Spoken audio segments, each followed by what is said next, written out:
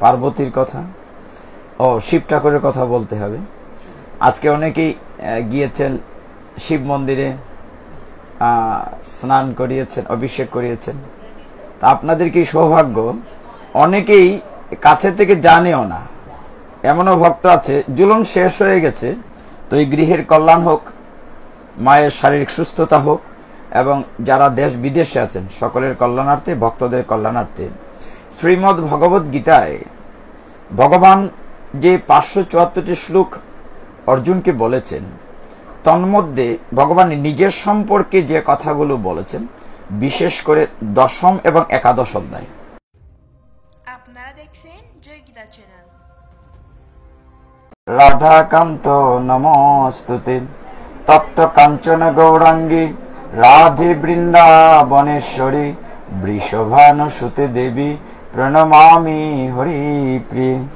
নম মহাবদান্নায় কৃষ্ণ প্রেম প্রদায়তে, কৃষ্ণায় কৃষ্ণ চৈতন্য নাম্নে গৌরতীশে নম। নারায়ণং নমস্কৃত্য নরং চৈব নরোত্তমং, দেবীং সরস্বতীং ব্যাসং ততো জয় মুদিরয়ৎ।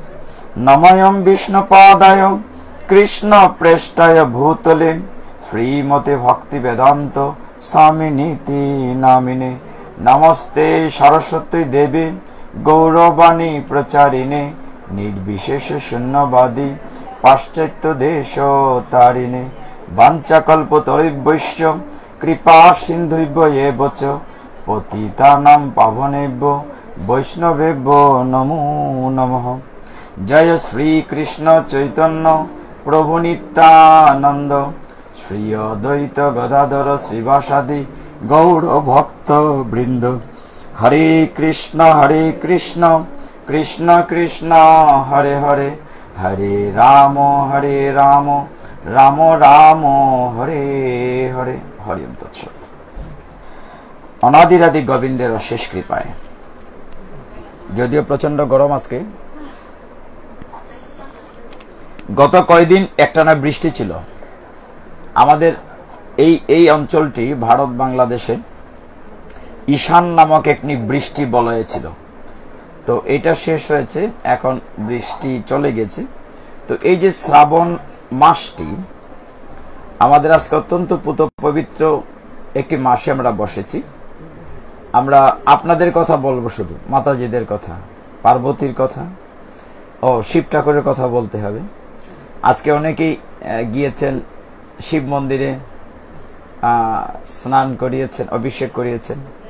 তা আপনাদের কি সৌভাগ্য, অনেকেই কাছে থেকে জানেও না। এমনও ভক্ত আছে জুলুন শেষ হয়ে গেছে, ফোন করে যখন বললাম আমরা জুলুনে ব্যস্ত আছি, বলছে জুলুন শুরু হয়ে গেছে নাকি, জুলুন কবে? অনেকে আছে। তো এইভাবেই আপনাদের সৌভাগ্যটা বেশি, কারণে আমরা ছোটবেলা থেকে মহাপ্রভুর কাছে বড় হয়েছি। মহাপ্রভুর বিভিন্ন অনুষ্ঠানে, নাহলে এই জায়গাটায় বসো, আমরা মহাপ্রভুর কাছে থাকাতে আমরা মহাপ্রভুর আবির্ভাব তিথি থেকে শুরু করে দধিচিরা উৎসব, সব অনুষ্ঠানে আমরা থাকতাম। এই কারণে এই যে বললাম সঙ্গ এবং পরিবেশ। আর এখন একটা সুবিধা হয়েছে কি, যে আরব মন্দির হওয়াতে, বিশেষ করে ইস্কন মন্দির হওয়াতে, তাদের তো প্রত্যেকটা বড় বড় অনুষ্ঠান চারদিকে হয়। মানুষের ধর্ম চর্চাটা আগের চেয়ে বেড়েছে। এক, বিভিন্ন জায়গায় গীতা স্কুল হওয়াতে ছোট বাচ্চা থেকে ধরে মাতাজিরা, আমাদের রাধা গোবিন্দের একটি মাতাজিদের আপনাদের একটা বড় গীতা স্কুল আছে, যেখানে প্রায় শতাধিক মাতাজিরা প্রতি শনিবারে আপনাদের মতো মাতাজিরা গীতার ক্লাসে যোগ দেন। রিপন মামা থাকে ওইটার দায়িত্বে, পরিচালনায়। তারপরে আরো ক্লাস নেন শঙ্কর অধিকারী সহ অনেকেই। তো এইভাবে ধর্মচর্চা বাড়ছে, কিন্তু আপনার একেবারেই মন খারাপ করার মতো কিছু না। একটা সময় ছিল যে আমরা গীতা ভাগবত, বিশেষ করে গীতার শ্লোক আস্বাদন করার মতো লোক পেতাম না। তো আজকাল আমরা সেটা পাচ্ছি, কারণ এই চর্চাটা বৃদ্ধি হয়েছে। তো এই গৃহের কল্যাণ হোক, মায়ের শারীরিক সুস্থতা হোক, এবং যারা দেশ বিদেশে আছেন সকলের কল্যাণার্থে, ভক্তদের কল্যাণার্থে শ্রীমদ্ ভগবত গীতায় ভগবান যে 574টি শ্লোক অর্জুনকে বলেছেন, তন্মধ্যে ভগবান নিজের সম্পর্কে যে কথাগুলো বলেছেন, বিশেষ করে 10ম এবং 11শ অধ্যায়। আপনার নিয়মিত গীতা যারা পড়ে, দশম অধ্যায়ের নাম কি? বিভূতি যুগ, বিভূতি ইয়োগ। আর একাদশ অধ্যায়ের নাম বিশ্বরূপ দর্শন যুগ। মানে নিজের সম্পর্কে ভগবান বলেছেন। যেমন অর্জুনের একটি প্রশ্নের উত্তরে চমৎকার দশম অধ্যায়ে একটি শ্লোক আছে। এটা বলে, এই গীতাতে একটু আলোচনা করে আমরা শ্রাবণ মাসের অনুষ্ঠানে যাব। চেষ্টা করব শিব পুরাণ থেকে কিছু কথা বলতে, যেহেতু আজকে শিব ঠাকুরের একটা বিশেষ দিন। ব্যাপারটা হয়েছে কি, আমাদের সনাতন শাস্ত্র এত বিশাল, এটা মহাসমুদ্র। বলে একটা গ্রন্থ পড়েই তো আমরা কুল পাই না, অন্যটা কখন পড়ব? দেখুন, দুটি বিশেষ গ্রন্থ আছে, যে দুটি গ্রন্থে সামনে শ্রীমৎ বলা হয়েছে। যেমন শ্রীমৎ ভগবত গীতা, শ্রীমৎ ভাগবতম। আর কোন পুরাণে কি শ্রীমৎ আছে? পদ্মপুরাণ, বিষ্ণু পুরাণ, স্কন্দ পুরাণ, ব্রহ্মবৈবর্ত পুরাণ, বায়ু পুরাণ, গরুড় পুরাণ, শিব পুরাণ, লিঙ্গ পুরাণ, বরাহ পুরাণ, কোনটা থেকে আছে শ্রীমৎ? তাহলে ভাগবত কিন্তু একটি পুরাণ, মানে এটা মহাপুরাণ বলে। তাহলে শ্রীমৎ ভগবত গীতা আর শ্রীমৎ ভাগবতম, এই দুটি গ্রন্থে এই শব্দ বা এই সম্বোধনটি আছে। তো গীতায় ভগবান অত্যন্ত প্রিয় সখা শিষ্য অর্জুনকে লক্ষ্য করে যে কথাগুলো বলেছেন, মূলত তিনি আমাদের কথা বলেছেন। যেমন অর্জুন জানতে চেয়েছিল দশম অধ্যায়ে, যে তুমি যে বলছো তুমি সবকিছু, তাহলে তোমাকে আমরা কি করে পাই? তখন ভগবান বলছিলেন দশম অধ্যায়ের 10 নং শ্লোকে, তেষাম সততযুক্তানাম ভজতাম প্রীতিপূর্বকম দধামি বুদ্ধিয়োগমতম येन मामुपयान्ति ते। অর্থ কি বোঝা গেল না? শ্লোক বললে বাংলা বোঝা গেল না, আমরা বাংলা বলি। তেষাম সতত যুক্তানাম, ভগবান বলছেন যে সব সময় আমার সাথে যুক্ত থাকে। সতত যুক্তানাম, ভগবানের সাথে যে বলছেন আমার সাথে যুক্ত থাকে, বলছেন ভগবান দধামি বুদ্ধি ইউগান্তম, তাকে আমি এমন বুদ্ধি জ্ঞান দান করি যার ফলে সে আমার কাছে চলে আসে। তার মানে কি, ভগবান এটি তার বোঝাচ্ছেন যে ভগবানের সাথে সবসময় যুক্ত থাকতে হবে। কি বলেছেন? আমরা যুক্ত কি করে থাকি? ঘরে এত কাজ, সংসার আছে, চাকরি আছে, অনেক অনেক দায়িত্ব আছে। ভগবান বলছেন না, তুমি হাতে কাজ করো, হাতে কাম মুখে নাম। যুক্ত থাকার বিভিন্ন পদ্ধতি আছে। ঘরের কাজ করে করে যুক্ত থাকতে পারো, আর আমাকে চিন্তায় যুক্ত থাকতে পারো। মনে করেন আজকে আমরা শিব মন্দিরে গিয়েছি, তাহলে এখানে বসে কি শিবের ছবিটা ভাসে না চোখে? ভাসে কিনা? আপনি তার সামনে বড় একটা শিবলিঙ্গে অভিষেক করেছেন, জল দিচ্ছেন, দুধ দিচ্ছেন, কিংবা পাশে যে নন্দী মানে সার, চোখে ভাসে কিনা? জগন্নাথকে দর্শন করেছেন, বড় বড় চোখ, মহাপ্রভা রায় ঝুলন দেখেছেন, এই ছবিগুলো মুখে নয়নে হৃদয়ে ভাসলেও তো ভগবানের সাথে যুক্ত থাকা যায়। বিভিন্ন তীর্থস্থানে আপনারা যান এবং সেখানে যখন তীর্থস্থানগুলো চোখে ভাসা, তবু তো যুক্ত থাকা যায়। কথাটা ভগবান এইভাবে বলছেন যে আপনি শুদ্ধ ভক্ত কখন? যখন সবসময় ভগবানের কথা চিন্তায় থাকবেন, মানে ভগবানে মগ্ন হয়ে ডুবে থাকবেন। কাজ করেন, সংসার করবেন, সংসারে থাকবেই, ঝামেলা থাকবেই, মায়া থাকবে, তার ভেতর দিয়ে যতটুকু পারা যায় আপনি যদি কৃষ্ণ ভাবনায় যুক্ত থাকেন, তাহলে দেখবেন আপনি সবচেয়ে সুখী মানুষ। এই সংসারের মায়ার মল আপনাকে স্পর্শ করবে না, যদি আপনি ওই ভগবানের সাথে যুক্ত থাকতে পারেন। তো যুক্ত থাকতে আমরা পারি না কেন? যে আমরা মায়াবদ্ধ জীব, এই কারণে যুক্ত থাকতে পারি না। আমরা সব সময় মায়ার সাগরে ডুবে থাকি। তো এই কারণে বিভিন্ন ভাবে ভগবান বিভিন্ন পূজা অর্চনা অনুষ্ঠান, সনাতন ধর্ম শুধু আনন্দ আনন্দ। ওই যে বললাম না, বিভিন্ন যাত্রা করেছেন আপনারা, চন্দন যাত্রা করেছেন, তারপরে স্নান যাত্রা করেছেন, তারপর ভগবানের জললীলা করেছেন, তারপর রথযাত্রা করেছেন, এই গত পূর্ণিমায় শেষ হলো ঝুলন যাত্রা। তাহলে একটা পর একটা অনুষ্ঠান তো লেগেই আছে।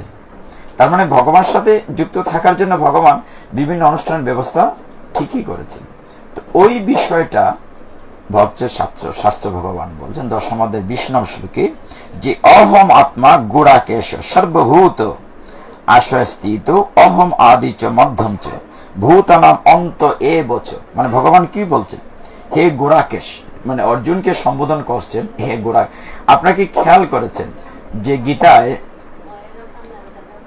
আমরা একটু চাপি, এদিকে একটু চাপি, কষ্ট মষ্ট একটু চাপি, এখানে এক সিট আছে, তবে যদি অগ্রিম বুকিং তাকে ঢুকতে পারবেন। আচ্ছা ঠিক আছে, সামনে আসতে গেলে অগ্রিম টিকিট লাগবে। হ্যারি বল। তো যে কথা বলছিলাম যে দেখুন এখানে শাস্ত্র কি বলছে, অর্জুনকে গীতায় অনেক রকম সম্বোধন করা হয়েছে। কি কি সম্বোধন হয়েছে দু একটা শুনেন। ভগবান কখনো বলেছেন হে কন্তেয়, বলেন নাই? কন্তেয় কেন বলেছেন? অর্জুন যে কুন্তির ছেলে। আচ্ছা, কখনো বলেছেন হে পার্থ, পৃথার পুত্র বলে পার্থ। কখনো বলেছেন, এই যেমন এখন বলেছেন হে গোরাকেশ। গোরাকেশ মানে যে নিদ্রাকে জয় করেছে তাকে বলা হয় গোরাকেশ, এই জন্য এখানে বলা হচ্ছে গোরাকেশ। তো বিভিন্ন ভাবে অর্জুনকে ভগবান সম্বোধন করেছেন। বলছেন হে গোরাকেশ, আমি সমস্ত জীবের হৃদয়ে অবস্থিত পরমাত্মা, আমি সর্বভূতের আদি, মধ্য এবং অন্ত। এই শ্লোকটিতে দশমধ্যে ভগবান কি বোঝাতে চেয়েছেন? যে সবকিছুই তিনি। একটি জীবের ভেতরে ভগবান, আমাদের ভিতরে ভগবান আছেন, আছেন কিনা? বলে না থাকলে তো আমি নাই। ভগবান এখানে বসে ধুক ধুক করছেন, তাই আমি আছি। যে দেখেন ভগবান কতটা কৃপালু।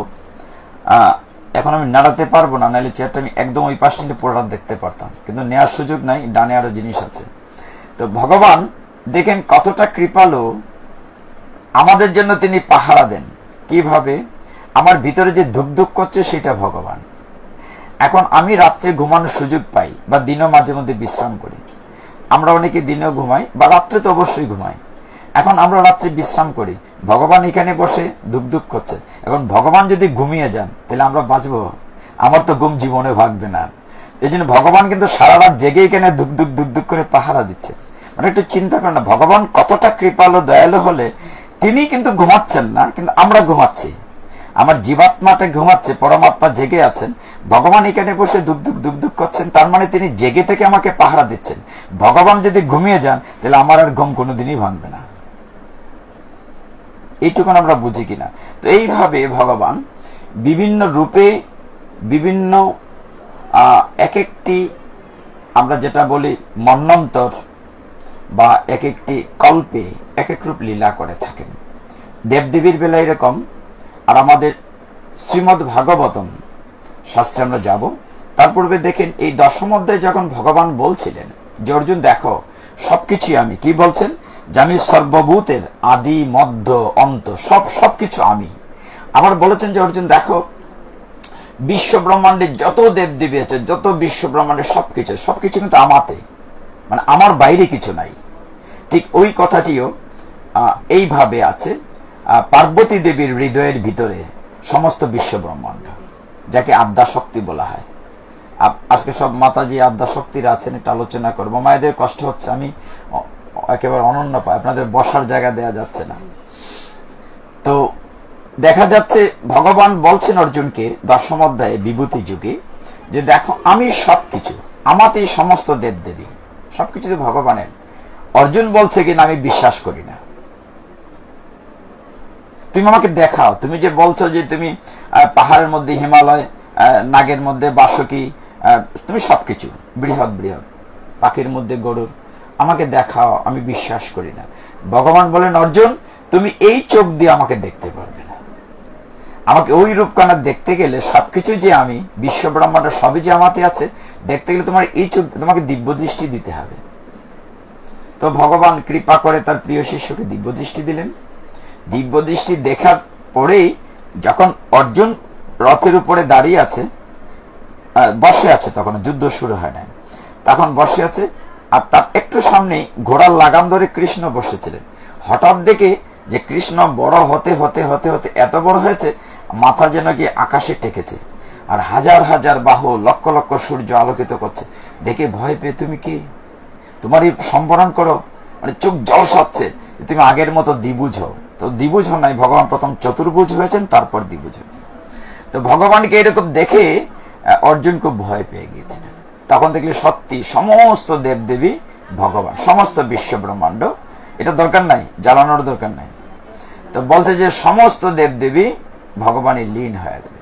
এটা দেখে অর্জুন বলছিলেন যে তুমি কে? ভগবান উত্তরে কি বলেছিলেন? বহুদিন পাঠে বলেছি, মনে আছে ভগবান কি বলেছিলেন? ভগবান বলেছিলেন আমি কাল। কাল মানে দি টাইম। ভগবান বলছেন যে আমি কাল, দি টাইম। কাল মানে ভগবান বলছেন দেখো আমি সমস্ত পৃথিবীর সমস্ত সৃষ্টিকে আমার সন্তানের মতো ভালোবাসি। আমি চাই আমার সন্তানেরা মন্দিরে আসুক, গীতা পাঠে আসুক, কিন্তু কেউ যদি না আসে, আমার সন্তানেরা যদি আমার কাছে না আসে, এখন আমি তো সন্তানকে ফেলে দিতে পারি না। ভগবান বলছেন আমি প্রত্যেকের কাছে যাই জীবনে একবার হলেও, কাল রূপে মৃত্যুর পূর্বে, এবং তখন বলতে পারবো না যে আমার সময় নাই, যে এখন আমার ঘরের কাজ, এখন জি বাংলার সিরিয়াল দেখার সময় চলে যাচ্ছে, এটা বলার কোনো উপায় নাই। তখন ভগবান বলছেন আমি সবার সাথে দেখা করি। তো এই ভগবান একবার, আমরা যাই শ্রাবণ মাসে, এই ভগবান একবার বসেছিলেন বৈকুণ্ঠে, পাশে লক্ষ্মী দেবী। তো লক্ষ্মী দেবী, আপনারা কি জানেন যে বেলগাছ কি করে এলো? এই যে জানেন কি, আলোচনা হয় নাই, আজকে এটি আলোচনা করি, আজকে শিবরাত্রিতে। মানে অনেক সেদিন জানি কি আলোচনা করেছিলাম, গীতার এই সাবিত্রী সত্যবানের কথা। তো নতুন নতুন বিষয় আলোচনা করলে ভালো লাগে। আজকে যেহেতু একটু শ্রাবণ মাসের বিশেষ দিন, শ্রাবণ মাসটি শিব ঠাকুরের খুব প্রিয়। কেন প্রিয় এই জায়গাটাকে বলি। এই কারণে প্রিয়, আপনারা দেখেছেন ভোলানাথ সম্বন্ধে আমাদের ভাগবতে বলা হয়েছে যে বৈষ্ণবানাং যথা শম্ভু, মানে বৈষ্ণবদের মধ্যে সবচেয়ে শ্রেষ্ঠ হচ্ছে ভোলানাথ শিব ঠাকুর। এই জন্য আপনারা গান গেয়ে থাকেন যে পঞ্চমুখে নাম গান ত্রিপুরারে, কয় মুখে গান? 5 মুখে, মানে শিব ঠাকুরের 5 মাথা, আমরা যদি এক মাথা দেখি। তো সেই শিব ঠাকুরকে শ্রেষ্ঠ বলা হয়েছে। এবং শিব ঠাকুরের সবচেয়ে 12টি মাসের মধ্যে সবচেয়ে পছন্দ শ্রাবণ মাস। এবং এই সময়টিতে আপনারা 4টি সোমবার, কোনোবার 5টি সোমবারও পাওয়া যায়। আপনারা মাতাজিরা বিশেষ করে সকলেই শিব ঠাকুরের শিবলিঙ্গে ইচ্ছে মতো জল ঢেলেছে। যদিও শিব ঠাকুরের সর্দি হওয়ার সম্ভাবনা নাই, কারণ উনি থাকেন তো প্রচন্ড ঠান্ডাতে, সর্দি হওয়ার সম্ভাবনা আছে। কোথায় থাকেন? কৈলাসে একদম সাদা বরফ। তো ওইখানে যে লোক ঠান্ডাতে খালি গায়ে থাকে, ছাই বর্ষা মেখে, বাঘের চাল পরে, শুটকুট পরে না, কম্বল গায়ে দেয় না, তার তো ঠান্ডা লাগার কথা না। তো যাই হোক, তো শ্রাবণ মাসটি কেন তার এত প্রিয়? শাস্ত্র বলছে যখন সমুদ্র মন্থন হয়েছিল, কখন হয়েছিল মনে আছে আপনাদের? সমুদ্র মন্থন আমাদের শাস্ত্রে যখন সমুদ্র মন্থন হয়েছিল, তখন হ্যাঁ দেবতার অসুরে যখন কি হয়েছিল, যখন একটি জায়গায় দেবতারা যখন লক্ষ্মী হারা হয়ে গেছিলেন, মনে আছে আপনাদের? অবিসম্পাদিত লক্ষ্মী হারা হয়েছিল। লক্ষ্মী কোথায় লুকিয়েছিলেন? সমুদ্রের ভিতরে। সমুদ্র থেকে লক্ষ্মী কোটাতে হবে। তখন দেবতারা চিন্তা করলেন যে মন্থন করলে মাখন উঠবে। সমুদ্র মন্থন নিয়ে আলোচনার ইচ্ছে নাই, এটা আর একটা লম্বা পাঠ। কিন্তু লক্ষ্মী উঠাতে গিয়ে যে মন্থন করেছিলেন, এখানে অনেক কিছু উঠেছিল, যেমন কামধেনু উঠেছিল, ঠিক কিনা? তারপরে উচ্চশ্রবা নামে একটা ঘোড়া উঠেছিল, যেটি বলি মহারাজ নিয়েছিলেন। তারপরে ঐরাবত হাতি উঠেছিল, দেবরাজ ইন্দ্র নিয়েছিলেন। তারপরে কৌস্তবমণি ভগবান নারায়ণ নিয়েছিলেন, কৃষ্ণ বলেন। কল্পবৃক্ষ, তারপরে অপ্সরারা উঠেছিল, যেখানে দেবরাজ ইন্দ্রের রাজসভায় নৃত্য করার জন্য নিয়ে গিয়েছিল। এরকম অনেক কিছু। বারুণী নামক অমৃত সবার পরে, আগে বললে তো শেষ হয়ে যাবে। বারুণী উঠেছিল, বারুণী মানে এক ধরনের মদ, সুমরস। তারপরে বারুণী অসুররা পছন্দ করে নিয়ে গিয়েছিল। লক্ষ্মী উঠেছিল, লক্ষ্মীকে বিষ্ণু নিয়েছিলেন। তারপরে ধন্বন্তরী নামে একজন ওজা, তার গলাটা বলছে যে শঙ্কর মতো পেছানো আছে, সে একটা কলসি করে উঠেছিল। ওই কলসির ভিতরে ছিল অমৃত, কিন্তু তার আগে উঠেছিল বিষ। আমরা বিষের জায়গা না হলে শিব ঠাকুরে যেতে পারবো না।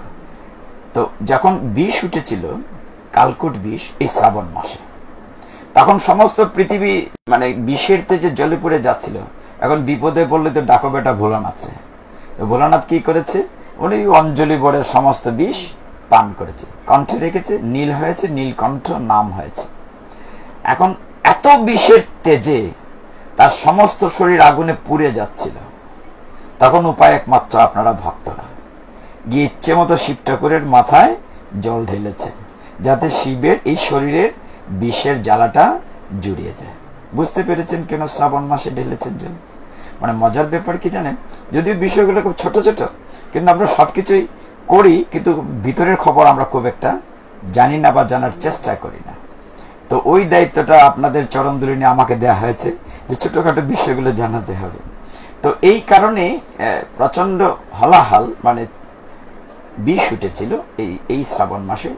এই কারণে তার উপরে প্রচন্ড জল দেওয়া হচ্ছে শীতল করার জন্য। আবার এরকম শাস্ত্রীয় অনেকে যুক্তি দেন যে এই শ্রাবণ মাসে শিব ঠাকুরের বিয়ে হয়েছিল। কার সাথে? পার্বতীর সাথে।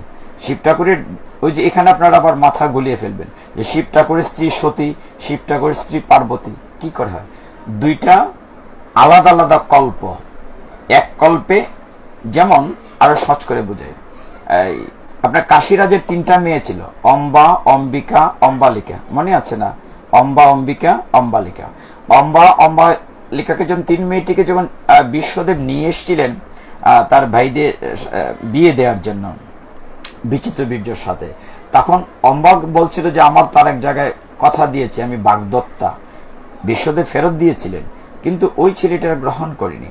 তখন অম্বা রাজমাতা সত্যবতীর কাছে নালিশ করেছিল, আমি বিচার চাই, আমার জীবনটা নষ্ট করেছে আপনার এই কোলাঙ্গার ছেলে বিশ্বদেব, হয় আমার সঠিক বিচার দেন, না হয় ছেলেকে বলেন আমাকে বিয়ে করতে। তখন বিশ্বদেব বলছেন, আমি তো চিরকুমার থাকবো, প্রতিজ্ঞা করেছি, বাবার সাথে প্রতিজ্ঞা করেছি, এই জন্য আমার নাম বিশ্বদেব, আমি বিয়ে করব না। তখন অম্বা কি করেছিলেন? কত জায়গায় তপস্যা করেছিলেন, মানে বিশ্বদেবকে স্বামী রূপে পাওয়ার জন্য। সর্বশেষ গিয়েছিলেন বিশ্বদেবের গুরুদেব পরশুরামের কাছে। মনে আছে? পরশুরামের কাছে গিয়ে নালিশ দিয়েছিলেন যে তোমার শিষ্য আমাকে বিয়ে করছে না, আমার জীবনটা নষ্ট হয়ে গেল। আর দুটো বোন অম্বিকা, অম্বালিকাকে বিচিত্র বীর্যের সাথে বিয়ে দেওয়া হয়েছিল। মনে আছে? কিন্তু ওনার স্বামী, 2 বউয়ের স্বামী অসুখের কারণে মারা গিয়েছিল, সন্তান হয় নাই। ওই 2 স্ত্রীর গড়ে বেদব্যাস কর্তৃক ধৃতরাষ্ট্র, অন্ধ আর পাণ্ডুর জন্ম হয়েছিল, অম্বিকা আর অম্বালিকার গর্ভে। আর দাসীর গর্ভে বিদুর হয়েছিল। আমি সেই কাহিনীতে যাচ্ছি না, ওই দিক গেলে আমার এই দিক হবে না। তো কথাটি বলছিলাম যে 2টা জন্মের যে তফাৎ হয়। এই পরশুরামের কথায় যখন বিয়ে করেন নাই বিশ্বদেব, যুদ্ধ হয়েছিল গুরু আর শিষ্য। কোথায় জানেন? ওই কুরুক্ষেত্রে যুদ্ধ হয়েছিল, ওই মাঠেই। তখন অম্বা কি করেছিল, 3 মেয়ের বড় মেয়ে, যে আমার জীবন আমি পাপ করছি তপস্যা করে, তবে হে বিশ্বদেব আমি তোমার পিছন ছাড়বো না, এই জন্মে না পারি পরের জন্মে তোমার হত্যার কারণ হব আমি। সেই অম্বা পরজন্ম হয়েছে শিখণ্ডিনী। বুঝতে পেরেছেন? যজ্ঞ থেকে উঠেছে শিখণ্ডিনী। তো এই শিখণ্ডিনী তার মানে যিনি সতী তিনি পার্বতী। দক্ষ রাজার অনেক কন্যার মধ্যে একটা কন্যা সতী, যার সাথে শিব ঠাকুরের বিয়ে হয়েছিল, কিন্তু স্বামীর অপমান সহ্য করতে না পেরে সতী, আমরা একটা পাঠ করেছি দক্ষ যজ্ঞ, কার বাসায় জানি পাঠ করেছে, সীতির মার বাসায় দিন পাঠ করেছে। দক্ষ যজ্ঞ ধ্বংস হয়ে গিয়েছিল। তো সেখানে সতীদেবী যখন আত্মহরণ করেছেন অগ্নিতে, তখন শিব ঠাকুর সতীকে প্রচন্ড ভালোবাসতেন। তিনি সতীর দেহটি, মৃতদেহটি কাঁধে নিয়ে পাগলের মতো সারা পৃথিবী ঘুরছিলেন, মানে প্রলয় ধ্বংস হয়ে যাবে। তখন ভগবান নারায়ণ তার সুদর্শন চক্র দিয়ে সতীর দেহটা টুকরা টুকরা করে 51 টুকরা করে কেটে ফেলে দিয়েছেন। তো পৃথিবীর বিভিন্ন জায়গায় যে টুকরাটি পড়েছে ওইগুলো হচ্ছে সতীপীঠ। যেমন আমাদের চন্দ্রনাথ সতীপীঠ আছে, কামাক্কা সতীপীঠ আছে, বিভিন্ন জায়গায় কোথাও তুতা, কোথাও পা, কোথাও জিহ্বা, কোথাও জুনি, মানে বিভিন্ন জায়গায় বিভিন্ন দেহের খণ্ড পড়েছে। এই জায়গাটির নাম হচ্ছে সতীপীঠ, 51টি পীঠ। এই সতী শিব ঠাকুরকে আবার পাওয়ার জন্য হিমালয়ের কন্যা, হিমালয়ের স্ত্রীর নাম কি? মেনকা। তো হিমালয়ের কন্যা পার্বতী রূপে জন্ম নিয়েছেন শিব ঠাকুরকে স্বামী রূপে পাওয়ার জন্য। আপনারা তো মনে করেন চট করে যে শিব ঠাকুরের মাথায় জল দিলাম, শিব ঠাকুর তো স্বামী পেয়ে না, খুব সাধন ভোজন করেছিলেন। পার্বতীর একটি নাম হচ্ছে অপর্ণা, নাম শুনেছেন? অপর্ণা কেন? তিনি এতটাই কঠোর তপস্যা করেছিলেন স্বামী রূপে শিবকে পাওয়ার জন্য, একটি পর্ণা মানে পাতা, একটি পচা পাতাও খান নাই, এই জন্য তার নাম হচ্ছে অপর্ণা। এত কঠোর তপস্যা করেছিলেন। তো শিব ঠাকুর যখন তপস্যায় খুশি হয়েছিলেন, তখন বিয়ের বন্দোবস্ত নারদ মুনি উভয় দিকে করেছিল। সেই কাহিনী আপনারা জানেন, শিব ঠাকুর কেমন করে এসেছিলেন ইত্যাদি ইত্যাদি। তো সেই শিব ঠাকুরের কাহিনীটা এইভাবে দেখেন, শ্রাবণ মাসে যে বলা হচ্ছে যে কোথাও বিয়ে হয়েছিল এই সময়টিতে। যা হোক, একবার বৈকুণ্ঠে ভগবান নারায়ণ এবং লক্ষ্মী দেবী বসে আছেন। তো লক্ষ্মী দেবী জিজ্ঞাসা করছেন নারায়ণকে, অগো তুমি আমাকে ভালোবাসো? স্বাভাবিক স্ত্রী জিজ্ঞাসা করতে পারে, বলে আমি নিশ্চয়ই তোমাকে খুব ভালোবাসি। তো লক্ষ্মী দেবী বলছে, আমাকে কেমন ভালোবাসো? আমার চেয়ে কি তোমার আরো কোনো ভালোবাসার প্রিয় ব্যক্তি আছে কিনা? মানে এত চমৎকার আছে এই কাহিনীগুলো আছে শিব পুরাণে। তো শিব পুরাণে বলছেন যে নারায়ণ বলছেন যে লক্ষ্মী দেবী, দুইজন বসে, লক্ষ্মী দেবী প্রশ্ন করেছেন যে আমার চাইতেও কি আরো কোনো ভক্ত আছে যে বেশি ভালোবাসে? তখন ভগবান বলছেন, হ্যাঁ, আমার আরেক খুব ভক্ত আছে তোমার চাইতে বেশি ভালোবাসি, যে কিনা সবসময় 5 মুখে আমার নাম স্মরণ করে, তিনি হচ্ছেন শিব ঠাকুর। তো লক্ষ্মীদের মনে খারাপ লাগবে না যে আমি তার বেটার হাফ, আমি তার স্ত্রী, আমাকে বাদ দিয়ে বলছে আরেকজনকে বেশি ভালোবাসে? তখন শিব নারায়ণ বলছেন, না, শুধু তাকে না, আমি শিব ঠাকুরের চেয়ে বেশি ভালোবাসি যে আমার শিব ঠাকুরের ভক্ত। তখন তো লক্ষ্মীদেবী আরো মন খারাপ হয়ে গেল যে যারা প্রতি সোমবারে শিব ঠাকুরের মাথায় জল দেয়, বিল্লপত্র দেয়, শিব ঠাকুরের আর এক নাম যেহেতু আশুতোষ, তিনি অল্পে তুষ্ট হন, তো তার কাছে যা চাওয়া যায় তাই পাওয়া যায়, মনোবাঞ্ছা পূর্ণ হয়, কিছু চাইতে হয় না, মনে মনে বললেই হয়। তো লক্ষ্মী দেবীর মন খারাপ, তিনি বলেন যে না, তাহলে আমার তো এরকম হতে হবে, মানে নারায়ণের ভালোবাসা পেতে হবে, শিবের ভালোবাসা। তখন ভগবান নারায়ণ বলেন যে দেখো, তুমি যাই বলো, শিব ঠাকুরকে খুশি না করতে পারলে আমাকে খুশি করতে পারবে না। মানে শিব ঠাকুর যদি খুশি হন, মানে আমার পরম ভক্ত বৈষ্ণবানাং যথাসম্ভ, তবেই কেবল আমি খুশি হব। তখন লক্ষ্মীদেবী বলেন, তাহলে আমার জীবনটাই তো বৃথা গেল, আমি শিব ঠাকুরের নামই শুনিনি, আমি তো সবসময় তোমাকেই দেখেছি, সমুদ্র থেকে উঠে তোমাকেই পেয়েছি, নারায়ণকে। তো নারায়ণ বলেন যে আসলে আমিও তোমাকে বলিনি, তো এখনো সুযোগ আছে, তোমার তো জীবন আরো বাকি আছে, এখনো যদি শিবের প্রার্থনা করে, শিবকে স্তুতি করে লাভ করতে পারো, তাহলে তুমি আমার ভালোবাসা পাবে। তখন কি করে পাওয়া যাবে? তখন নারায়ণ বলেন, তুমি একটা কাজ করো, তুমি নতুন করে শিবের পূজা শুরু করো, আর শিবকে তোমার জন্য একটা আইন করে দিচ্ছি, তুমি শিব ঠাকুরকে পদ্ম ফুল দিয়ে পূজা করবে। কি ফুল দিয়ে? ওই যে ভগবান রামচন্দ্র ত্রেতা যুগে পদ্ম ফুল দিয়ে দুর্গা মাকে সন্তুষ্ট করেছে, এরকম। তো বলেন তুমি প্রতিদিন 100 রামচন্দ্রের বেলা 108টি পদ্ম ছিল, বলছে তুমি 100টি ফুল, পদ্ম ফুল দিয়ে তুমি প্রতিদিন পূজা করবে। তো ঠিক আছে। তো তিনি শুরু করলেন পূজা, শিবের খুব কঠোর সাধনা, কারণ ভগবান নারায়ণ বলছেন যে শিবকে খুশি করলে তার ভালোবাসা পাওয়া যাবে। তো তিনি প্রতিদিন নিজে সরোবর থেকে পদ্ম তুলে আনতেন, এনে গুনে গুনে শিব ঠাকুরের প্রার্থনা করতেন। আর যে প্রার্থনা একই খুব সহজ মন্ত্র, ওম নমঃ শিবায়, কিছু না, একদম সহজ, ওম নমঃ শিবায়, একদম সহজ। এরকম করে তিনি প্রার্থনা দীর্ঘদিন করতে করতে তিনি প্রতিজ্ঞা নিয়েছেন, আমি 1 বছর পূজা করব, যদি শিব ঠাকুরকে পেতে 1 বছরের ভিতরে আমি আশা করি পাবো। মানে পার্বতীর তপস্যা মানে কঠোর তপস্যা। তো তিনি শুরু করলেন তপস্যা। 1 বছর যখন কাছাকাছি হলো, যে দেখা গেল একদম কাছে চলে আসছে, আর হয়তো 2 দিন 1 দিন বাকি। শেষের দিন তিনি আবার, যেদিন 1 বছর পূর্ণ হবে, যে তিনি কিন্তু শিব ঠাকুরের দেখা নাই। তিনি প্রতিদিন শিবলিঙ্গে জল দেন, একদম স্বর্ণের একটি শিবলিঙ্গে জল দিচ্ছেন আর ফুল দিচ্ছেন, শিবের দেখা নাই। অবশ্যই প্রার্থনা করছেন লক্ষ্মী দেবী। যখন একদম সন্নিকটে 1 বছর পূর্ণ হবে তার ব্রত, সেই দিন তিনি গুণে সরোবর থেকে পদ্ম ফুল তুলেছেন। তুলে যখন পূজা দিচ্ছেন, দেওয়ার সময় যে 2টা পদ্ম শর্ট, কয়টা? কিন্তু রামচন্দ্রের বেলা কয়টা শর্ট পড়েছিল? 1টা। এই জন্য 1টা চোখ দিয়েছিলেন। রামচন্দ্রের চোখকে বলা হয় পদ্ম পলাশ লুচন, লুচন মানে চোখ, পদ্ম পলাশ লুচন। এখন মাতা লক্ষ্মী দেবী চিন্তা করলেন যে তাহলে আমি যদি আর কাউকে ফুল আনাই, শর্ট পড়ছে, আমি তো পূজার আসন থেকে উঠতে পারবো না, আমি পূজার আসনে বসে গেছি, দৃশ্যটা এরকম। আবার চিন্তা করছেন যদি কাউকে দিয়ে আনাই তাহলে আমার পুণ্যটা হবে না, কারণ এতদিন ফুল আমি নিজের হাতে চয়ন করেছি। আবার যদি উঠি তাহলে পূজার বিঘ্ন ঘটবে, কি করি। তখন লক্ষ্মী দেবীর মনে হলো যে ভগবান নারায়ণ তাকে এত ভালোবাসতেন, তাদের জীবনীতে বলা আছে শাস্ত্রে যে ভগবান নারায়ণ বলতেন যে তুমি এত সুন্দরী লক্ষ্মী যে তোমার দেহটাই একটি সরোবর, তোমার দেহটাই একটি টলমলে সরোবর, আর তোমার স্তন দোকানা যেন সরোবরে পদ্ম ফুল। মানে ভগবান নারায়ণ তাকে এইভাবে সম্বোধন করতেন। তখন লক্ষ্মী দেবী বলেন তাহলে তো আমার দেহেই তার সমাধান আছে।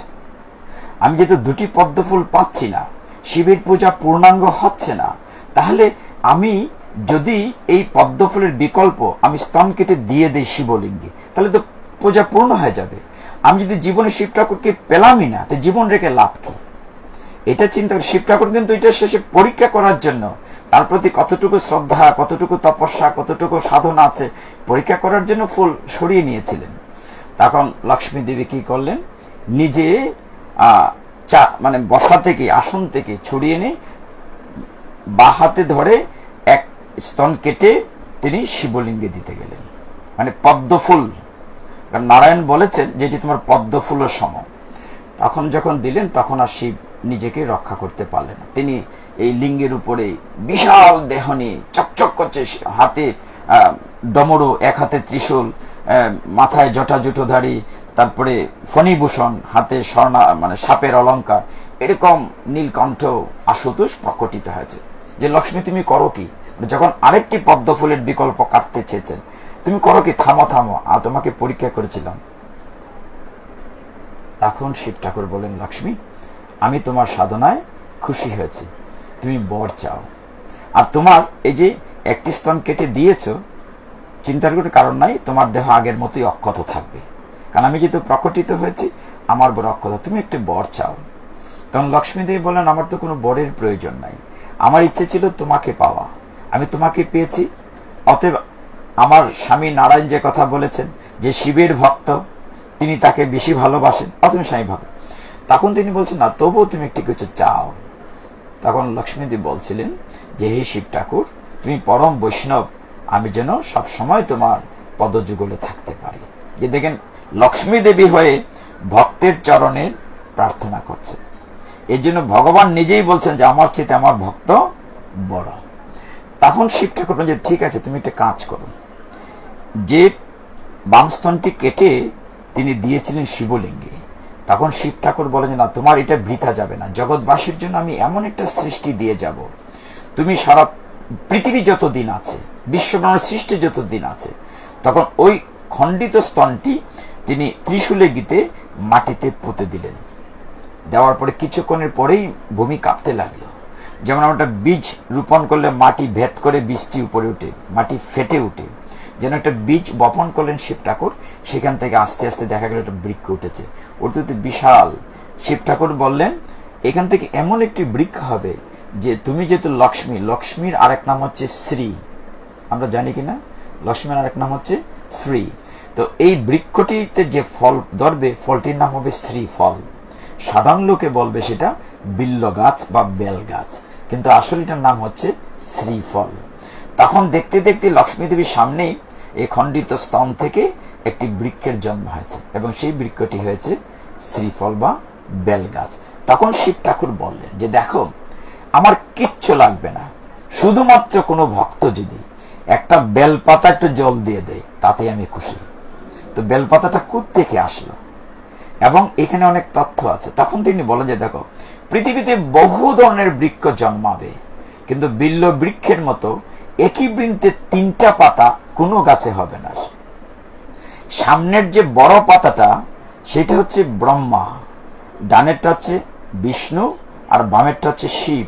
তো বলছেন যে আমরা তিনজন থাকবো একটি পাতায়, ব্রহ্মা, বিষ্ণু, মহেশ্বর। এবং এরকম বৃক্ষ পৃথিবীতে কখনো হবে না। যখনই কথা বলছেন, এই বৃক্ষ দেখার জন্য স্বর্গের সমস্ত দেবতারা, ব্রহ্মা, বিষ্ণু, আরো যারা ছিলেন, যারা যারা সবাই এসছেন এই বৃক্ষটিকে প্রণাম করে পূজা করার জন্য। এরকম বৃক্ষ তো পৃথিবীতে দেখেন নাই। সবাই লক্ষ্মী দেবীর জয় জয়কার করছেন, প্রশংসা করছেন। এইভাবে সমস্ত দেবদেবীরা যখন এসছেন, তখন শিব ঠাকুর বলেন যে দেখো, যে এই গাছটি, এই গাছের তিনটা পাতাতে আমরা থাকবো, তবে কিছু নিষেধাজ্ঞা করে যাচ্ছি। এই গাছ যেন কেউ কখনো কাটে না, এই গাছের পাতা যেন কেউ পা দিয়ে মারায় না, বিল্ল পত্র যদি পা দিয়ে মারায়, ডিঙ্গিয়ে যায়, কিংবা বেল গাছ কাটে, তাহলে তার এত বড় পাপ হবে, এই পাপ আমিও ক্ষমা করতে পারবো না। এই জন্য বেল গাছ কাটা কিন্তু নিষেধ করা আছে এই পুরাণে, শিব পুরাণে। তখন লক্ষ্মী দেবী খুব খুশি হলেন, আর আইন করে দেয়া হলো যে শিব ঠাকুর খুশি হবে শুধুমাত্র বেল পাতায়, আর কিছুই লাগবে না। কারণ সবচেয়ে ভালোবাসার দেহের অংশটুকু তার বীজ, এবং এই জায়গাটি থেকে বিল্ল গাছের জন্ম হয়েছে।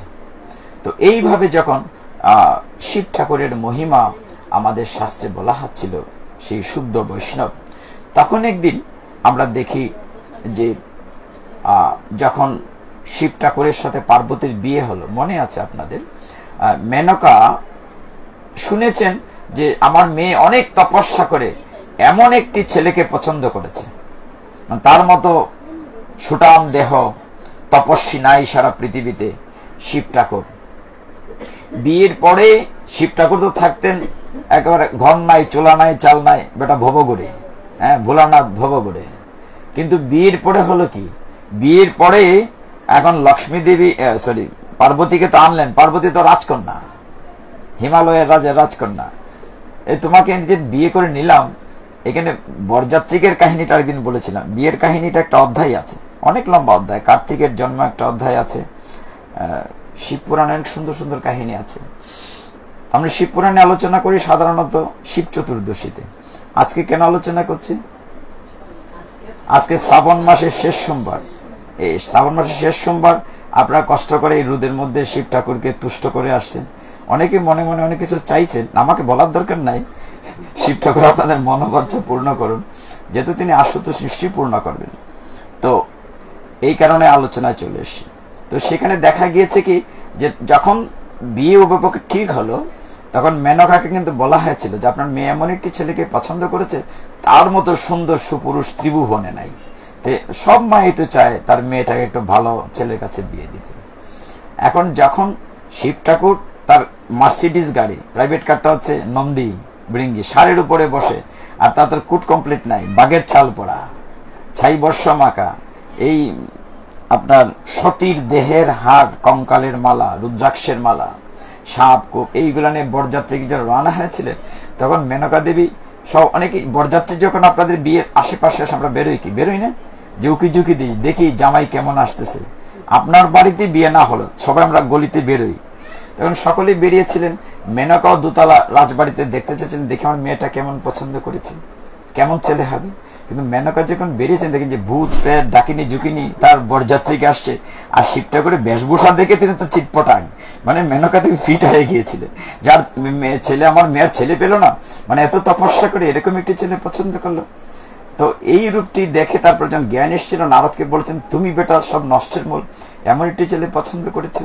বলে, মা তুমি একটা রূপ দেখেছো, অন্য একটা রূপ দেখো। তখন তাকে রাজপুরুষের বেশ দেখিয়েছিলেন। কিন্তু উনি যখন, ওই যে আমরা অনেকগুলো অনুষ্ঠান করি, আমাদের সনাতন ধর্মের বিয়ে কিন্তু হর পার্বতীর বিয়ে থেকে এসছে। আমি আরেকদিন বলেছিলাম কথাটি। যেমন আমরা যে দধি মঙ্গল একটা অনুষ্ঠান করি, যে শিব ঠাকুর সেটা করেছিলেন।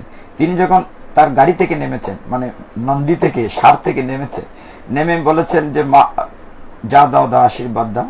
এখন মায়ের কাছে যেতে যেতে বেটার বাঘের চাল খবর নাই, ছুটে গেছে, বলা না তো সামনে একটা পর্দা ধরা হয়েছে, আমরা ধরি না, জামাই সামনে পর্দা ধরি, শিব ঠাকুরকে ধরা হয়েছিল না। তারপরে সামনে তো পড়ে গেছে, পিছনে তো বাকল কিছু আছে, পিছন দিয়ে, সামনে না কিন্তু, এই যে ছেঁড়া আংটি দধি দিয়ে হাত ধুয়ে দেওয়া হয়, সামনাসামনি শাশুড়ির কাছ থেকে নেওয়া হয় না, কিন্তু পেছন পিড়ে বলছে, মা তুমি যা দিবে দিয়ে দাও, ওই পর্দার নিচে যা দিয়ে দাও। তখন মা ওই ছেঁড়া আংটি দিয়েছিলেন, বুঝতে পেরে। ওইখান থেকে আমরা এটা পালন করি। আমরা অনেক কিছু করি, আজকাল অনেক কিছু উঠে গিয়েছে। আমরা আগে গ্রামে দেখতাম, যখন সাত পাক হতো, হয় না, কারা করে না, নাই, অনেক জায়গায় তো অনেক কিছুই নাই। আপনি একটা জিনিস মনে রাখবেন, আমাদের নিয়ে আলোচনা করলে অনেক রাত হয়ে যায়। আমাদের সনাতন ধর্মে আপনার 6 প্রকার বিয়ে আছে। এর ভিতরে গন্ধর্ব বিবাহ আছে, আসুর বিবাহ আছে, রাক্ষস বিবাহ আছে, অনেক কিছু আছে। আমরা যেটা প্রতিপালন করি, এটা প্রজাপত্য বিবাহ বা ব্রাহ্ম বিবাহ, এই দুটি প্রচলন আছে। এক এক জায়গার এক এক সংস্কার থাকতে পারে ভিন্ন ভিন্ন, কিন্তু দুটি জিনিস এক থাকবে। একটা হচ্ছে কুষণ্ডিকা, আর একটা হচ্ছে সপ্তপথ প্রদক্ষিণ। বুঝতে পেরেছেন? ওই যে গোত্র ছেড়ে দান করে যজ্ঞের মাধ্যমে স্বামীকে সমঝিয়ে দিচ্ছে যে যদি তং হৃদয় তব তদস্থ হৃদয়। বিয়ের মন্ত্র মনে আছে আপনাদের? আপনাদের বিয়ে হয়েছে, আপনাদের মনে আছে বিয়ের মন্ত্র কি করে করেছিলেন? মামা তো বলতে পারবে, এটা বিয়ে করে নাই। যারা বিয়ে করেছেন মন্ত্রটা কি ছিল মনে আছে? বলা হচ্ছে যে যদি তং হৃদয়ং তব তদস্থ হৃদয়ং মম, মানে স্বামীর কাছে স্ত্রীর সমস্ত দেহ সমঝে দিচ্ছে, আর স্বামী নিচ্ছে সমঝে, তোমার চোখ আমার, নাক আমার, তোমার সমস্ত দেহ মন সব আমার, আমি এটা দায়িত্ব নিলাম। এই মন্ত্র পড়িয়ে দেয়া হয়েছিল। আর আপনাদেরকে বলা হয়েছিল যে আমি স্বামীর অবাধ্য হব না, স্বামীর সেবায় নিজেকে নিয়োজিত রাখবো। জানি না কে কতটুকু করে, যদি সেই বিয়ের মন্ত্র না পালন করে তাহলে সংসারে অশান্তি থাকবে। আর যদি বাবন বেটায় বিয়ের মন্ত্রে ভুল পড়ে থাকে তাহলে অশান্তি থাকবে। মন্ত্রের গুণ আছে, যেই সেই লোক দিয়ে পড়ালে কিন্তু হবে না। আমরা ওইগুলো গুরুত্ব দিই না, মনে করি না এটা বোধ একটা নিয়ম। না, আমাদের শাস্ত্রের অনেক তথ্যকথা আছে। কোথেকে কোথায় চলে গেছি। শিব ঠাকুরের বিয়েতে থাকি, আরেক বিয়েতে বরযাত্রী গিয়ে লাভ নাই। তো শিব ঠাকুরের শাশুড়ি মেনকা দেবী এরকম দেখে ফিট হয়ে গেছে। বিয়ের পরে যখন পার্বতীকে নিয়ে আসলেন কৈলাসে, হায় হায় রাজকন্যা, তোমাকে আমি কোথায় রাখবো? তুমি এত আনন্দে রাজার বাড়িতে ছিলে, রাজার কন্যা, কি করা যায়? তখন তিনি বিশ্বকর্মাকে নির্দেশ দিয়েছিলেন অন্তত একটা রাজবাড়ি করে দাও, আমি না থাকি, আমার বউটা তো থাকতো। তখন বিশ্বকর্মা ওই কৈলাসে শিব ঠাকুরের বিশাল করে দিয়েছিলেন। তো সেখানে পার্বতী থাকতেন মহানন্দে, এবং সুন্দর সংসার ছিল। আপনাদের জানেন কার্তিকের জন্মটা অনেক বড় কাহিনী, গণেশের কাহিনী আরেকটা আছে, গণপতি খণ্ড, ব্রহ্মবিবর্ত পুরাণে আছে, একটা খণ্ডই আছে গণপতি খণ্ড। আপনি একটু পড়েন, মাঝে মধ্যে পড়েন, কারণ আমি তো এই অল্প সময় আসি, সবটা তো দিতে পারি না। মানে আনন্দ, আমাদের সনাতন শাস্ত্র মানে জ্ঞানের ভান্ডার, মহাসমুদ্র, ওই সমুদ্র মন্থনের মতো। তো একদিন এই বাড়িতে হর পার্বতী বসে আছেন, শিব ঠাকুর এবং পার্বতী বসে আছেন। বসে থেকে বলছেন যে তুমি এই এত রাজবাড়িতেও থাকো, তোমার গায়ে ছাই বর্ষ মেখে রাখো কেন? শিব ঠাকুর কি আমাদের মতো কাপড় চোপড় পরেন? গায়ের রংটা রূপালী রঙের। মানে আপনি দেখেন না যে চড়ক পূজার আগে যে শিব ঠাকুর সাজায়, গায়ে কিরকম রং দেয়? রূপালী, মানে ছাই বর্ষ মাখলেন। তো ছাই মেখে রেখেছ কেন? ওই প্রশ্ন করেছিলেন পার্বতী শিব ঠাকুরকে। এই প্রশ্নটা কি আমাদেরও থাকা উচিত না, যে শিব ঠাকুর কেন ছাই মাখেন? নিশ্চয়ই কোনো যুক্তি আছে, কারণ আছে।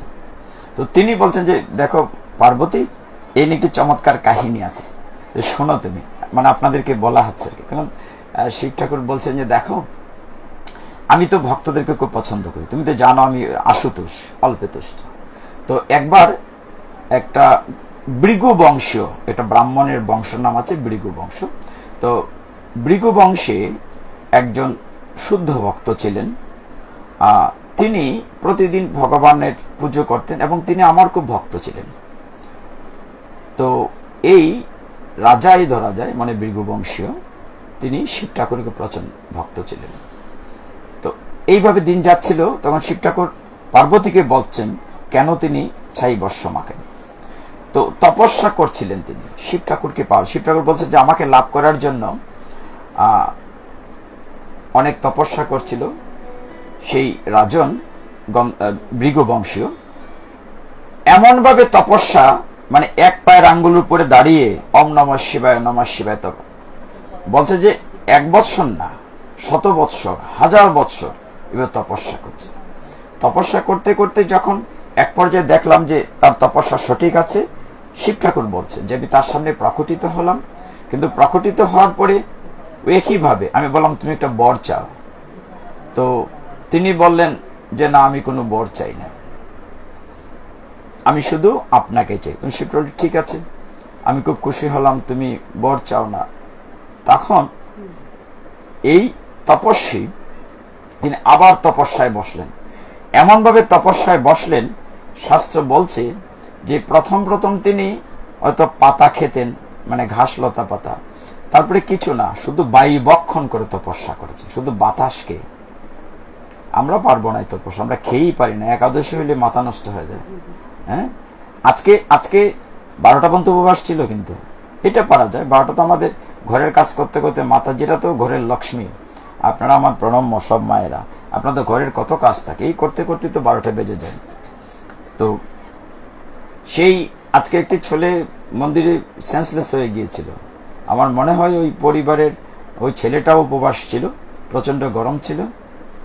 আমরা যখন দুপুরে প্রসাদ পাই তার ঠিক আগ মুহূর্তে, মেবি ছোট্ট একটা ছেলে, 10-11 বছর হবে।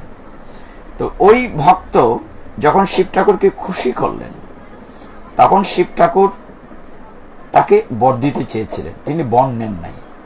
তিনি চেয়েছেন যদি আমি এতটুকু তপস্যা করে শিব ঠাকুরকে পাই, তাহলে আমি আরো তপস্যা করব, আরো কঠোর তপস্যা করতে করতে দেহ থেকে এমন তেজ বেরিয়েছে। ওনার নাম ছিল বিদর্ভ। আমি অনেকক্ষণ চেষ্টা করছি, নামটা রিকল করতে পারতেছি না। ভৃগু বংশীয় ব্রাহ্মণ রাজার যিনি তপস্যা করে, তার নাম ছিল বিদর্ভ। একটা সমস্যা হয় কি, মানে রিকল করতে বেশ কষ্ট হচ্ছিল, এখন নামটা বহু সময় আমি চিন্তা করছি নামটা। তো বিদর্ভ চিন্তা করলেন যে আমি যদি আরো তপস্যা করি তাহলে তো আরো ঊর্ধ্বগতি লাভ হবে। তিনি আবার তপস্যা করতে করতে এমন দেহ থেকে তেজ বেরোলো যে তিনি দেহটি শিব ঠাকুর কিন্তু দেখছেন, তার ভক্ত বিদর্ভ তপস্যা করছে, তার দেহটি একদম ভস্ম হয়ে গিয়েছে, মানে তপস্যার দেহটি একদম ভস্ম হয়ে গেছে। যখন ভস্ম হয়ে গিয়েছে, তার দেহের কিন্তু ছাই পড়ে আছে। এইটা দেখে শিব ঠাকুর আবার এখানে গিয়েছে যে আমার জন্য ভক্ত তার জীবন দিয়ে দিয়েছে।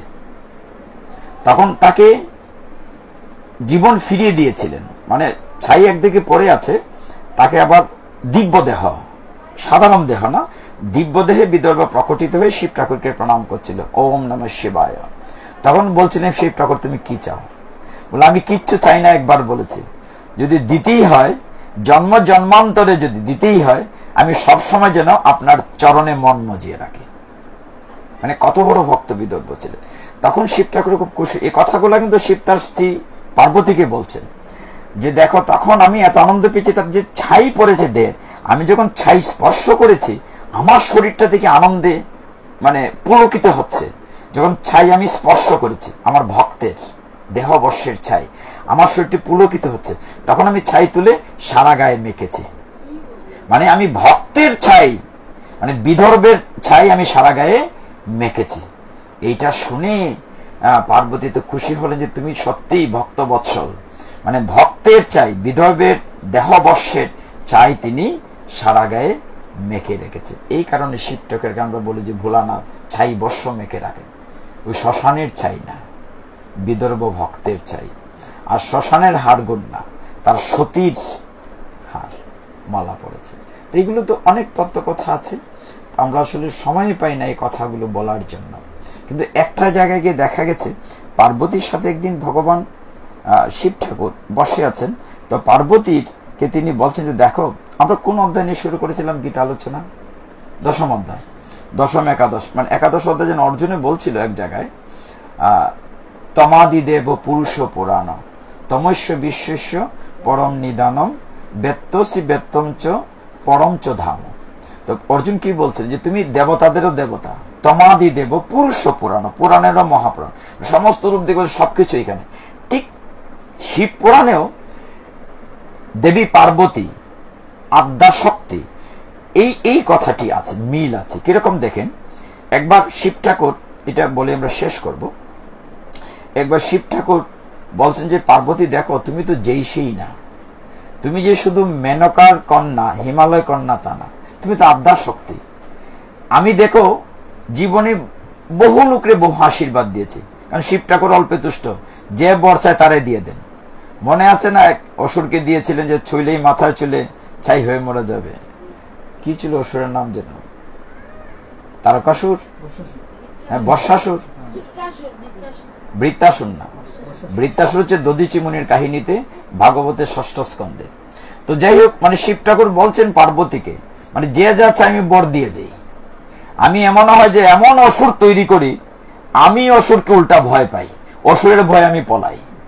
তো একবার হলো কি, পার্বতী দেখো এক অসুর তৈরি করে ভয়ে পালাতে পালে আমি তোমার হৃদয়ের ভিতরে ঢুকেছি, মানে পার্বতীর শ্রেষ্ঠত্ব প্রমাণ করার জন্য, যে আমি তোমার হৃদয়ের ভিতরে ঢুকে তুমি মহাবিপদে পড়ে গেছি।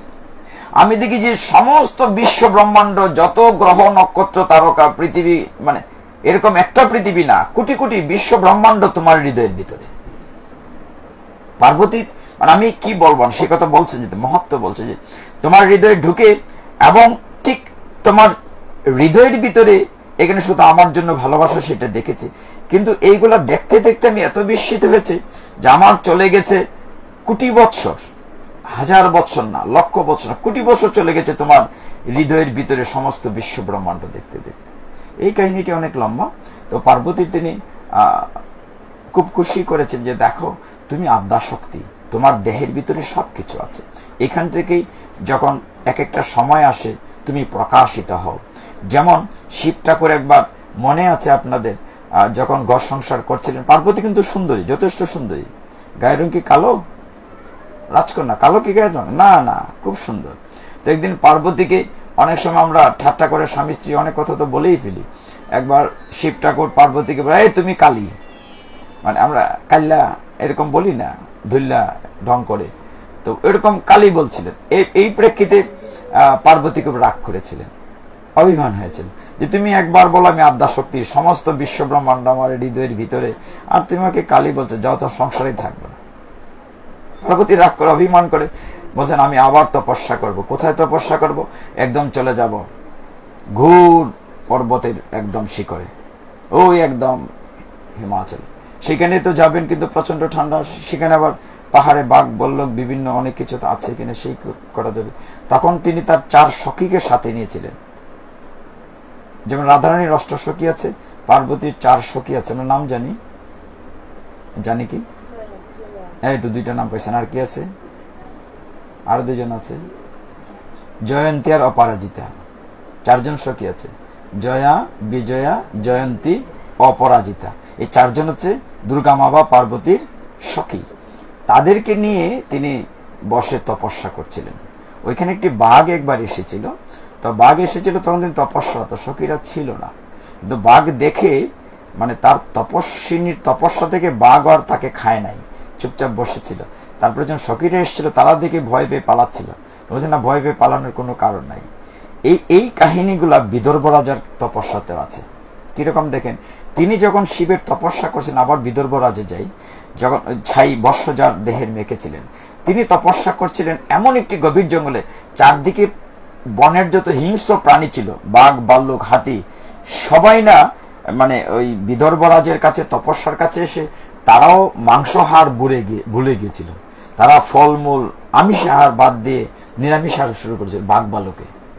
এমন শাস্ত্রে লিখা আছে যে ওই জায়গাটিতে মানে শিবের তপস্বীর কাছে তারা যখন এরকম সব খাবার ভুলে গেছে, এক পর্যায়ে বাঘ ভাল্লুক ওরা বন থেকে ফলমূল এনে দিত বিদর্ভ রাজে, অধীনস্থ হয়ে গেছিল এরকম পালা পোষার বাঘের মধ্যে। আর তিনি সব খেতেন না, কিছুকে বাঘ ভাল্লুককে দিয়ে দিতেন। ওইটা দেখার জন্য বিভিন্ন দেবদেবীরা আসতেন তার তপস্যার এখানে। তো শিব ঠাকুর আসলেই আশুতোষ। তো ওইখানে বলা হচ্ছে যে কালী কথাটা বলে শেষ করি। তো তিনি তপস্যা করছেন, তপস্যা করতে করতে করতে করতে তিনি এমন তপস্যা করলেন, দুর্গা মা বা পার্বতী তার দেহের যে কালো কোষগুলো আছে, কালো কোষগুলা দেহ থেকে বের করে দিলেন। তার গায়ের রং হইল একেবারে কাঁচা সোনার মতো। দুর্গা মায়ের গায়ের রং কেমন বলেন তো? গায়ের রং বলা হচ্ছে অতসী ফুলের মতো। অতসী ফুল চিনি আমরা, শিম উড়ি ফুলের মতো, শিম ফুলের মতোই, বরবটি গাছের মতোই, হ্যাঁ হলুদ। দুর্গা মায়ের গায়ের রংটা হচ্ছে অতসী ফুলের মতো। অদ্ভুত ব্যাপারটা হচ্ছে কি, আমরা কোথায় গেছি আধুনিক হতে হতে, দুর্গা মা, সরস্বতী মা এমন ভাবে ডিজাইন বানায়, মানে মায়ের ধ্যানটা কি জানেন, বলা হচ্ছে হ্যাঁ দেখা যায় সরস্বতী মাকে এমন বানাইছে, নিজের মায়ের তো ঘরে কাপড় চোপড় ঢাকা থাকে, এমন ভাবে ডিজাইন করে, মানে তার প্রতি শ্রদ্ধাবোধ থাকে না মায়ের। কিন্তু দুর্গা মায়ের যে আপনার ধ্যানটা আপনার খেয়াল করবেন, একবার গানিং পার্কের দৃষ্টিতে আমি দেখেছিলাম, মানে একই চোখের মধ্যে যেমন তিনি মমতাময়ী মা, দেখলে দেখবে মায়া লাগছে, আবার অসুর রণরঙ্গিনী, মানে একই চোখের এমন ভাবে প্রত্যেকটা দেবদেবীর ধ্যানটা হচ্ছে আসলে। আমাদের শাস্ত্রে যে বর্ণনা দেয়া হয়েছে, এইরকম ধ্যান ঠিক রেখে বিগ্রহ তৈরি করতে হয়। আমাদের অনেক ত্রুটি আছে বলেই আমরা মায়ের কৃপা পাই না। তো দুর্গা মাকে কালী বলা হলো, তিনি কি করলেন, সমস্ত শরীরের কালো কোষগুলাকে ছেড়ে দিলেন দেহ থেকে তপস্যা করে। ওই কোষগুলা গিয়ে একটা মূর্তি তৈরি হলো, তার নাম হলো কৌশিকী। দুর্গারই আর একটা নাম, কালীর একটা নাম হচ্ছে কৌশিকী। আর তিনি স্বর্ণের মতো কাঁচা সোনার রং হয়ে তিনি ফিরে আসলেন রাজবাড়িতে। তখন শিব ঠাকুর দেখে অবাক হয়ে গেলেন যে পার্বতী, আমার ভুল হয়ে গেছে কালী বলে, আসলে তো তুমি কালী না, তুমি একের অতসী ফুলের মতো তোমার গায়ে। আর ওইদিকে কৌশিকী নিয়ে আলাদা কাহিনী আছে, আপনারা চণ্ডীতে পাবেন, তার সাথে যুদ্ধ হয়েছিল। আবার যে দেহটা ওনার ছিল, যে স্বর্ণ সুন্দরী হয়েছিলেন, তিনি আবার এই যে পর্বতের উপরে ছিলেন, তখন শুম্ভ নিশুম্ভ বদের যে চণ্ডীর তৃতীয় অংশ, চণ্ডীর কয়টা অংশ? 3টা অংশ, পূর্বার্ধ আর মধ্য, তারপরে উত্তরার্ধ, 3টা আছে। প্রথম ভাগে ভগবান যে লীলাটি করেছেন মহামায়া দুর্গাকে দিয়ে, যে চণ্ডীর প্রথম অংশে কিন্তু মধুকৈটব বধ। দুর্গা মায়ের 3টা নাম জানেন কিনা? একটা হচ্ছে মহালক্ষ্মী, একটা মহাকালী, একটা মহা সরস্বতী। ওই লক্ষ্মী সরস্বতী না, দুর্গার মেয়ে লক্ষ্মী সরস্বতী না। চণ্ডীতে 3টা চরিত্র আছে। প্রথম চরিত্রে তিনি মহাকালী রূপে তিনি মধুকৈটব বধ করেছিলেন, যে ভগবানের কান থেকে নানা 2টা অসুর বেরিয়েছিলেন। আর মধ্যম চরিত্রে তিনি মহালক্ষ্মী নামে অসুর, মহিষাসুর বধ করেছিলেন। আর উত্তর চরিত্রে তিনি বধ করেছিলেন চণ্ডমুণ্ড, রক্তবীজ এবং শুম্ভ নিশুম্ভ। ওই শুম্ভ নিশুম্ভ ওই দুর্গা মা পার্বতীরই সুন্দর সোনালী চেহারাটা দেখে পাগল হয়ে গেছিলেন নেওয়ার জন্য। ওইটা চণ্ডীর তৃতীয় খণ্ড। যাই হোক, আমরা এটা আলোচনা করলে দুর্গা পূজায় ওই দিকে আর যাই না, আমরা এখানে শেষ করব। যে দেখুন, যে এই যে ভগবান বারবার বলছেন গীতায়, বা ভগবানের সব কথাই আমরা গীতায় যদি ফিরে আসি, বারবার বলছেন যে আমার চেয়ে আমার ভক্ত বড়। আপনারা দেখেন ভক্তদের মধ্যে শ্রেষ্ঠ ভক্তকে শিব ঠাকুর। তাহলে সহজ হয়ে গেল না হিসাবটা? ভগবান বলছেন যে আমাকে পেতে গেলে আমার ভক্তকে খুশি করতে হবে। আমি সরাসরি খুশি হই না।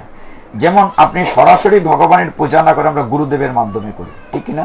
ভোগ নিবেদন করলে কি বলে, গুরুদেব তুমি সাহায্য করো, তাই করি না? কারণ গুরুদেব হচ্ছেন ভগবানের সাক্ষাৎ কানেক্টার, তো তিনি যেহেতু সংযোজন করে দিচ্ছেন, ঠিক এমনি ভাবে ভগবান বলছেন আমি ভক্তের অধীন ভগবান। হরি বল। বলছেন যে ভক্ত আমার মাতা পিতা, ভক্ত আমার গুরু, তাই ভক্ত আমার নাম রেখেছে বাঞ্ছাকল্পতরু। কাজে আমাদের কি করণীয়?